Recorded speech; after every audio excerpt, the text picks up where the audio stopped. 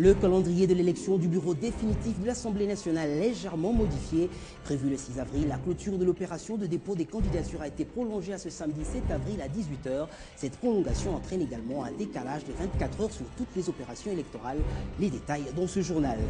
7 avril, le monde célèbre la Journée internationale de la santé. Pour cette année 2012, le thème choisi est le vieillissement et la santé, avec comme slogan une bonne santé pour mieux vieillir. En RDC, les personnes du troisième âge ont besoin d'une attention soutenue. Et puis on se dirige vers la fin de la crise au Mali. La junte au pouvoir s'est déclarée prête à transférer le pouvoir au président de l'Assemblée nationale. Un accord a été donc signé par la junte et le représentant du médiateur burkinabé pour la crise. Cet accord entraîne la levée de la sanction qui pesait sur le Mali. Vous êtes nombreux à nous suivre à travers le monde, mesdames et messieurs, bienvenue sur Télé 50 pour ce journal.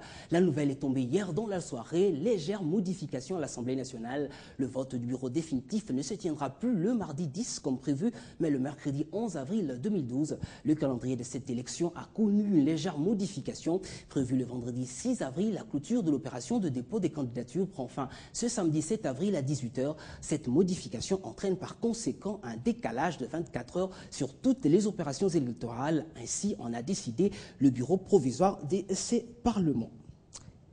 Restons toujours à l'hémicycle où le bureau provisoire a réceptionné vendredi quelques candidatures aux différents postes à pourvoir. Les députés ont fait le déplacement du bureau provisoire pour déposer leur dossier de candidature. Le point avec Fabien Lumbala. Le premier à avoir déposé son dossier, le PDC Combem Petit de la majorité présidentielle. Il ambitionne la première vice-présidence du bureau définitif de l'Assemblée nationale. Mais ses chances seraient minimes face à un éventuel candidat du PALU, un allié de taille du PPRD. Le deuxième, Jean-Pierre Chimanga, un transfuge du MLC, élu à Chikapa, dans le Kassai occidental, pour le compte du CAC ADR. Il veut tenter l'aventure au poste du rapporteur adjoint, confié à l'opposition. Il a été contraint par des journalistes à prouver son appartenance à l'opposition et dégager ses chances. J'ai passé avec vous 5 ans la mandature passée. J'ai voté 5 fois contre le budget du gouvernement. J'ai voté la motion de censure contre le gouvernement Mouzito. Donc, je pense que c'est ça l'opposition. Mais par contre, en revanche, ceux qui se décident de l'opposition défendaient ces budgets en donnant comme argument « je suis membre de la commission ». Il s'est dit de l'opposition. Moi, je n'ai jamais voté le budget de la majorité. Le troisième enfin pour cette journée, Obeminaku, l'élu d'Idiofa dans le Bandundu, pour le compte du PPRD. Fort des atouts qu'il possède, Obeminaku se voit déjà président élu du bureau définitif. Cette législature est très importante pour la nation congolaise. Mes collaborateurs au sein du bureau qui ont été désignés par la majorité présidentielle, les deux qui seront désignés par l'opposition et moi-même, nous allons tout mettre en œuvre afin que le député national, chaque député national, dans la dignité parfaite, puisse réellement accomplir ses prérogatives, à savoir légiférer comme il se doit et contrôler réellement le gouvernement. La clôture des dépôts des candidatures interviendra samedi 7 avril à 18h.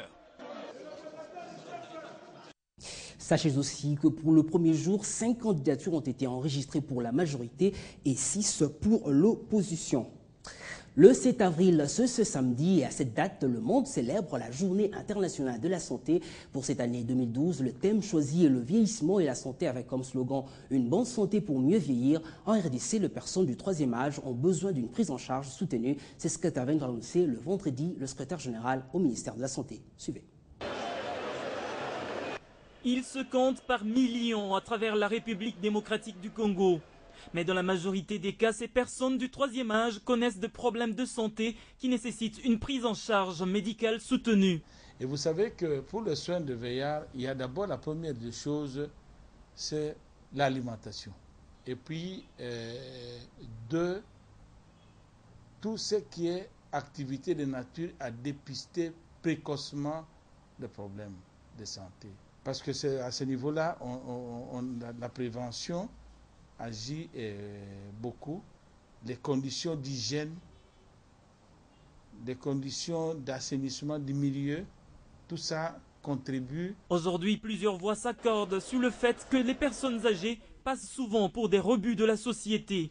D'où la nécessité impérieuse de jeter un regard bienfaisant, sinon bienséant leur endroit Ce 7 avril, à l'occasion de la journée leur dédiée, plusieurs manifestations seront organisées à Kinshasa. Et pour arriver à la mise sur pied d'un programme en bonne et due forme en faveur des personnes du troisième âge, la République démocratique du Congo compte également sur les partenaires.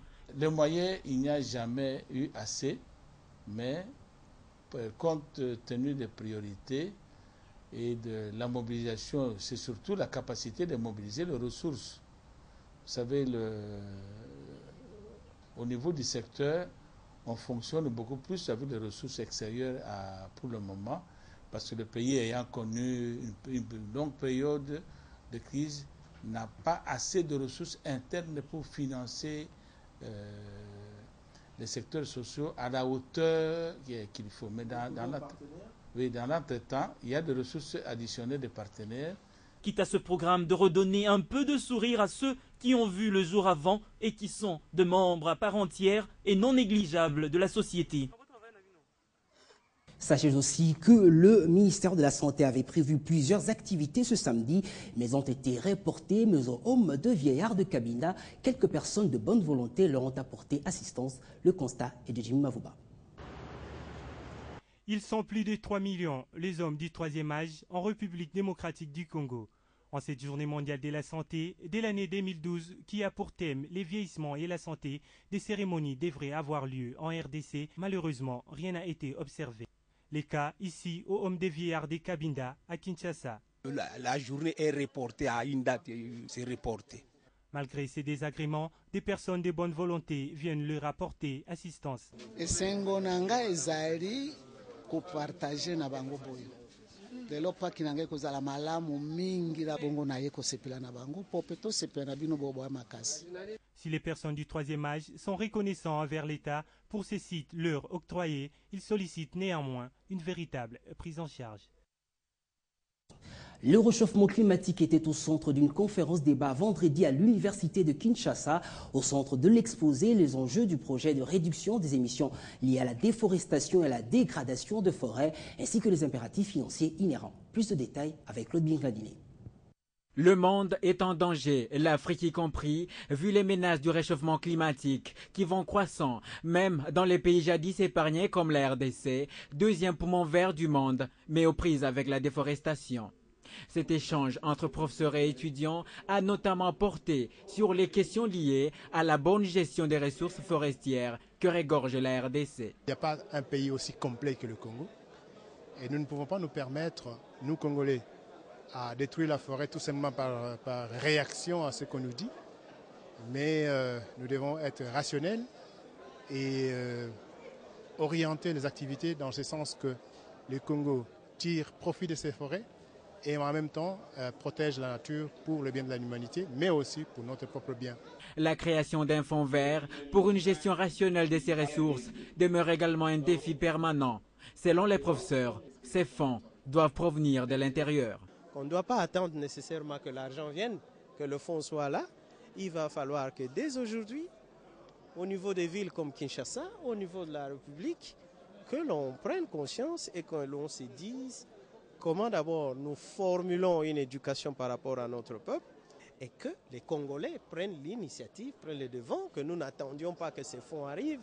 Côté étudiant, c'est plus qu'une nécessité d'agir dans l'urgence pour que la RDC jouisse de ses ressources avant que les usurpateurs étrangers n'arrivent. Pour lutter contre le changement climatique, nous devons renoncer à une partie de l'exploitation de notre forêt pour participer à la lutte contre le changement climatique. Nous sommes prêts à le faire, mais qu'est-ce que le Congo pourra gagner à contrepartie? Le défi est donc énorme parce qu'il faudra également vulgariser les bonnes manières pour une exploitation rationnelle des forêts auprès de la population et l'Afrique aura besoin de 100 milliards de dollars par an pour espérer les résultats escomptés d'ici à 2050. Les excès de vitesse et la mauvaise conduite de chauffeurs ne cessent d'occasionner des accidents dans la capitale. Ce matin, sur le boulevard du 30 juin, un véhicule BMW a heurté un passant qui traversait la route. Cet accident se produit à 6 heures selon les témoins trouvés sur place. Bilan, un mort, Guy Chungu, Grâce Michel Moutoncolé. Voici le véhicule qui a causé la mort à ce Quinois qui se rendait à son travail. Déchiqueté en plusieurs morceaux, difficile de reconnaître son visage. Dans ce véhicule se trouvaient 3 personnes sorties saines et sauves. Les témoins sur place affirment que le chauffeur roulait à vive allure, ce qui n'a pas pu épargner ce passant. C'était vers 6 h du matin. Nous, on est jusqu'à la deuxième partie ici au commandement ici. Il y a le monsieur qui venait avec sa Jeep, il était en train de traverser avec la Jeep. Il était en train de rouler en tout cas. Le papa qui est décédé, lui aussi était en train de traverser. Les feux rouges maintenant s'est allumé là-bas. Lorsqu'il voulait il voulait traverser maintenant, c'est par là qu'on lui a tamponné maintenant. On lui a tamponné, la tête est restée de ce côté ici, et puis il y a les 2 jambes qui sont restées de ce côté-là. Mais à qui appartient donc ce véhicule? Les propriétaires des véhicules, on a dit c'est le petit frère à Tsunami. Selon les témoins, un agent de la police routière aurait facilité la fuite aux propriétaires de cette voiture. Arriva qui est capitaine à roulage et alors il y a sali kaka longo linde plaque. Il y a Jeep à qui misipe Batouana. C'est la police anti-incendie qui a évacué le corps 1 heure après l'accident.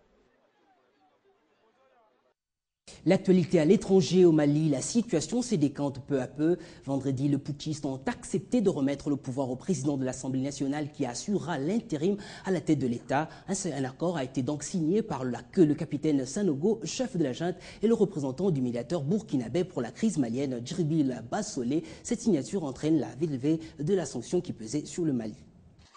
C'est dans la soirée de vendredi que cet acte combien louable a été posé, un accord cadre qui trace les grandes lignes d'une transition avec la perspective d'élection. Le pouvoir est transféré à Diokounda Traoré, le président de l'Assemblée nationale, qui prend la tête du Mali par intérim. Son rôle restera apparemment mineur parce qu'il est impossible de respecter la Constitution qui stipule d'organiser des élections dans les 40 jours. L'embargo total qui frappait le Mali en début de semaine a été levé, la légalité constitutionnelle est rétablie. Les putschistes au pouvoir depuis le 22 mars jouissent d'une amnistie et vont retourner dans leur caserne. Le président Atté et ses anciens ministres emprisonnés depuis le coup d'État sont en droit de vivre libre et d'avoir une protection. Cependant, une grande question n'est pas résolue, c'est celle de l'indépendance de l'Azawad, tout le nord du Mali, par les rebelles Touaregs vendredi matin.